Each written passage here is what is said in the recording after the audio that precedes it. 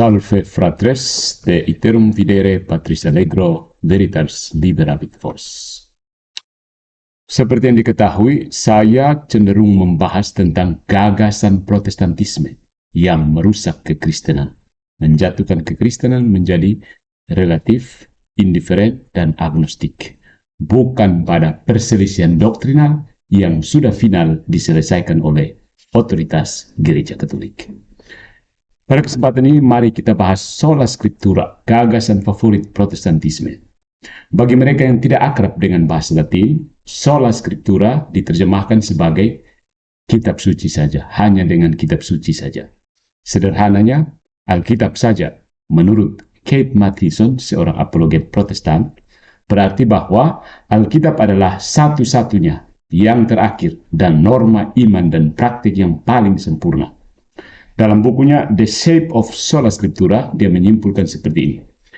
Gereja harus menegaskan bahwa kitab suci adalah satu-satunya yang final dan norma iman dan praktik yang sempurna, infalibel.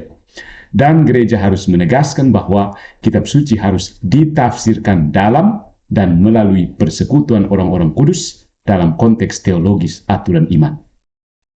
Hanya dengan menolak semua bentuk otonomi institusional atau individu, cabang gereja manapun dapat patuh kepada Yesus Kristus, Tuhan. Ya, menolak semua otonomi. Dan ada penekanan ini, mari kita lihat, ditafsirkan dan bentuk otonomi. Tafsir dan otonom. Oke. Sekarang, hal ini nampaknya semua baik dan bagus ya. Karena sebagian besar orang Kristen yang tulus, yang menerima otoritas Alkitab, percaya bahwa ya Alkitab itu infalibel atau tidak dapat salah. Namun, bagaimana seorang Protestan seperti si Mathison ini mencapai ketergantungan sejati pada kitab suci sebagai satu-satunya, ultim, dan norma iman dan praktik yang sempurna, dan menghindari semua bentuk otonomi jika interpretasi itu sendiri terlibat di dalamnya? Bagaimana dia menghindari interpretive collapse, keruntuhan interpretatif? Mari kita bongkar. Vamonos. Yang pertama, apa itu keruntuhan interpretatif atau interpretive collapse? Ya, keruntuhan interpretatif itu terjadi ketika pembaca teks dan teks itu sendiri menjadi tidak dapat dibedakan satu sama lain. Ya, Protestan mengklaim bahwa mereka menafsirkan kitab suci dengan jelas dan benar, bahkan dalam persekutuan orang-orang kudus dan konteks teologis aturan iman, tetapi mereka gagal mengakui bahwa kejelasan, klaritas, atau ketajaman, perspekuitas adalah asumsi, bukan sesuatu yang terberi, bukan sesuatu yang ada dengan sendirinya.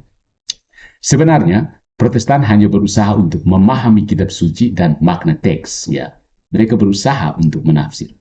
Sekarang, Protestan yang sama ini mungkin berpikir bahwa mereka tunduk kepada Tuhan melalui kitab suci, akan tetapi mereka sebenarnya hanya tunduk pada interpretasi mereka sendiri tentang kitab suci, bukan Tuhan. Ya. Karena itu, keruntuhan interpretatif terjadi ketika interpretasi dan kitab suci menjadi hal yang sama. Ya. Nah, biasanya orang mengatakan ada ayatnya yang mengatakan, ada ayat yang mengatakan. Padahal itu dia sedang menafsirkan. Nah, tafsiran ajaran-ajaran pendeta-pendeta Protestan itu biasanya sendiri. Biasanya seperti kalau perhatikan khotbah-khotbah mereka. Nah, Alkitab mengatakan bahwa bla bla bla. Tapi itu yang dimaksud sebenarnya seperti ini. Saya sudah membaca Alkitab dan saya menafsirkannya seperti ini. Dan tafsiran saya tidak bisa salah. Jadi kamu harus ikut tafsiran saya. Inilah yang disembunyikan oleh pendeta-pendeta Protestan terhadap para pengajar mereka. Got it? Nah, mari kita bongkar. Interpretive collapse pushback yang pertama. Salah satu dorongan umum terhadap tuduhan keruntuhan interpretatif adalah menegaskan kembali perspicuity of the scripture, kejelasan kitab suci. Ketidakmampuan untuk menerima perspicuitas menurut Protestan jatuh tepat pada orang yang menolaknya sebagai semacam cacat karakter, cacat intelektual, atau cacat spiritual. Ya, sebagian besarnya cacat spiritual flow. Jadi orang yang menolak perspikuitas kitab suci itu dianggap sebagai orang yang cacat spiritual. Bagaimana lagi seseorang harus memahami kata-kata dari si Mathison, apologet Protestan berikut? Pertama-tama, dia secara langsung mengutip pengakuan iman Westminster Confession of Faith, the supreme judge by which all controversies of religion are to be determined, and all degrees of councils, opinions of ancient writers, doctrines of men, and private spirits are to be examined, and in whose sentences we are to rest, can be no other but the Holy Spirit speaking in Scripture.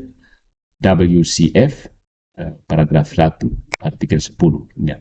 Perhatikan penekanannya. All controversies of religion are to be determined. Seluruh perselisihan tentang agama itu harus ditentukan. Nah, dia kemudian menarik kesimpulan sebagai berikut. Apa yang diakui oleh majelis jemaat di sini adalah sesuatu yang harus terbukti dengan sendirinya bagi setiap orang Kristen yang percaya. Roh Kudus, Allah sendiri, adalah hakim tertinggi. Karena suara Tuhan yang Maha Kuasa, firman Tuhan, adalah otoritas tertinggi, dan karena kitab suci adalah firman Tuhan yang diilhami, Theopneustos. Kitab suci adalah otoritas tertinggi kita. Tidak ada firman dari orang atau sekelompok orang yang dapat berdiri pada tingkat otoritas yang sama dengan firman Tuhan yang hidup. Ya. Jadi, setiap orang yang percaya kepada Kristus harus melihat sebagai terbukti dengan sendirinya bahwa kitab suci adalah otoritas tertinggi di atas setiap orang atau sekelompok orang untuk menyelesaikan semua kontroversi. Bagaimana dengan mereka yang tidak melihat kebenaran yang terbukti dengan sendirinya ini? Apakah kita seperti yang kita ini dianggap sebagai orang yang tidak melihat, kehilangan status kita sebagai orang Kristen yang percaya dengan menolak ajaran kitab suci yang jelas untuk menyelesaikan kontroversi, kejelasan? Apakah kita yang menolak kejelasan kitab suci itu cacat secara intelektual atau terganggu secara rohani? Maybe keduanya. Mungkin iblis telah membutakan kita terhadap kebenaran Allah yang terbukti dengan sendirinya. Terlepas dari itu, klaim bukti diri dan keaslian iman Kristen dengan standar interpretasi Alkitab sendiri mewakili lambang keruntuhan interpretatif. Orang juga harus bertanya, jika kejelasan atau perspective of Scripture itu terbukti dengan sendirinya, mengapa perlu ada konsili gereja mula-mula pada tempat pertama? Ya, kalau memang kitab suci sudah jelas, kenapa harus ini? Seperti itu, kenapa harus ada konsili? Coba. Juga pertanyaannya bahwa kenapa Protestan tidak bisa ada konsili? Ya, kenapa menurut kekristenan historis itu punya konsili-konsili, tapi setelah Protestan cuma ada confession dan selesai. Ya. Nah, mari kita lihat interpretative collapse, pushback yang kedua. Pushback kedua terhadap tuduhan keruntuhan interpretatif adalah seruan supaya kita semua berada di perahu yang sama. Ada seruan loh. Ternyata kita ini sama saja, Katolik, Protestan sama saja. Protestan yang mendukung perspicuitas sering membuat klaim bahwa umat Katolik menjadi korban masalah interpretatif yang sama ketika mereka menafsirkan banyak dokumen dan ajaran magisterium Katolik. Dengan kata lain, Katolik seperti Protestan memiliki kekeliruan. Jadi, seperti Protestan, mereka secara keliru menafsirkan dokumen-dokumen gereja. Namun, meskipun benar bahwa baik umat Katolik maupun Protestan memiliki kekeliruan, Katolik ini menyetujui ajaran gereja sebagai tindakan iman yang diinformasikan oleh akal. Dan di sini ada karunia infalibilitas. Umat Katolik awam tidak memiliki kemampuan atau otoritas untuk menggunakan kitab suci untuk mengoreksi ajaran gereja, apalagi yang di luar gereja. Seperti orang-orang yang sedang berteriak-teriak, berkain-kain, menentang ajaran gereja Katolik. Tidak ada seorang Katolik entah setuju dengan setia atau tidak setia dan tidak setuju dengan ajaran gereja. Itu orang Katolik, apalagi orang bukan Katolik. Ya.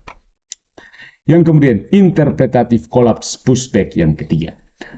Dorongan umum ketiga terhadap tuduhan keruntuhan interpretatif adalah umat Katolik tidak setuju seperti yang dilakukan Protestan. Jadi apa gunanya magisterium yang hidup benar-benar diberikan? Daftar kepercayaan yang ditegaskan oleh umat Katolik yang berbeda pendapat biasanya mengikuti klaim ini. Ya, misalnya, Banyak orang Katolik menggunakan kontrasepsi, melakukan aborsi, mempromosikan pernikahan sesama jenis, dan beberapa mempertanyakan transubstansiasi. Bukankah seharusnya magisterium yang infalibel menghancurkan perbedaan pendapat seperti itu?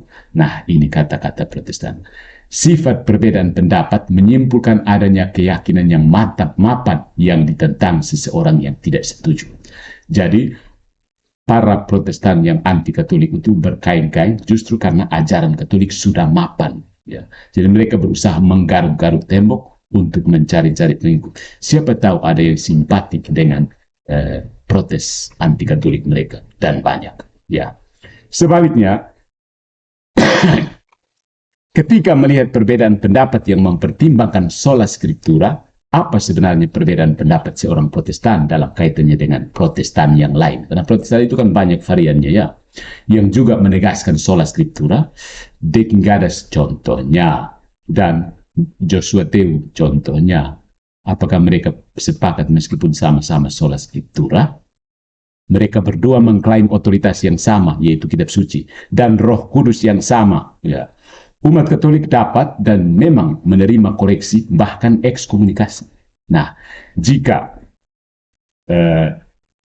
ya katakan De Quintana dan Joshua Teu tidak setuju dengan Trinitarian kealahan, ya, kemana mereka beralih untuk menyelesaikan kontroversi agama mereka? Joshua Teu itu kan oneness ya. De Quintana itu Trinitarian dia. Terus, what happened? Baku cakar, baku lipat, baku ru'i, baku tinju, terakhir baku dansa saja. Jadi kalau satu orang Protestan dengan Protestan lainnya tidak setuju dengan pandangan Santo Paulus tentang pembenaran, kemana mereka beralih untuk menyelesaikan kontroversi agama mereka? Mereka berdua juga mengaku membaca dengan semangat persekutuan para kudus, mempraktikkan hermeneutika yang baik, dan mendekati topik terutama dalam doa. Wow. Akhirnya, sebagai gagasan terakhir, mari kita mengajukan beberapa pertanyaan kepada Protestan. Pertama, apakah kebutuhan akan konsili gereja mula-mula itu memperhitungkan atau menentang perspektif of the scripture, kejelasan kitab suci? Yang kedua, orang Katolik tidak berpegang pada perspektivitas kitab suci. Apakah orang Katolik cacat secara intelektual atau berkompromi secara spiritual? Apakah Anda menganggap orang Katolik sengaja ditipu oleh iblis? Jawabannya maybe yes. Dan ini akan kita bahas dalam Great Apostasy, narasi penghujatan Protestan terhadap Tuhan kita Yesus Kristus. Bahwa gereja Kristus sudah sesat, sementara gerejanya Martin Luther dan John Calvin bisa benar. Aneh kan? John Calvin dan Martin Luther lebih besar dari Tuhan kita Yesus Kristus. Yang ketiga, bagaimana Protestan tahu bahwa kalian itu mentaati Tuhan dan bukan hanya penafsiran kamu terhadap kitab suci? Bagaimana kamu tahu itu? Kamu tahu itu mengikut Tuhan dan bukan ikut penafsiran kamu? Who decides? So, buanglah sampah sola scriptura pada tempatnya, pengacau kekristenan. Tuhan memberkati kita. Amin.